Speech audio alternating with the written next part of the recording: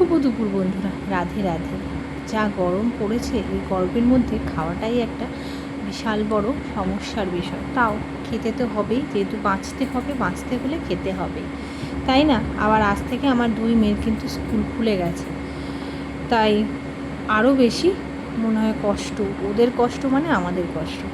যাই হোক, আজকে লাঞ্চের মেনুতে রয়েছে সাদা ভাত, পাতলা করে মসুর ডাল রয়েছে, মোচা চিংড়ি রয়েছে, ইলিশ মাছের কালো জিরে দিয়ে পাতলা ঝোল রয়েছে, পাবদা মাছের পাতলা ঝোল রয়েছে আলু দিয়ে, এবং রয়েছে ডিম সেদ্ধ, গরম গরম ডিম সেদ্ধ রয়েছে। আর স্যালাডে রয়েছে শসা আর পেঁয়াজ। যেহেতু গরমের মধ্যে না পেঁয়াজটা খেলে শরীরটা অনেকটা ঠান্ডা থাকে, তাই পেঁয়াজটা রাখার চেষ্টা করি আমিষের দিন। আর সারা বাড়িতে পাতা টক দই তো থাকবেই গরমের দিনে, এবং তার সঙ্গে রয়েছে টক দই দিয়ে খাওয়ার জন্য রয়েছে পাঁপড় শাঁকা। কেমন লাগলো আজকে লাঞ্চের মেনু অবশ্যই জানিও। ভালো লাগলে লাইক, শেয়ার, কমেন্ট, সাবস্ক্রাইব করতে ভুলো না। আজকের মতো এইটুকুই। রাধে রাধে।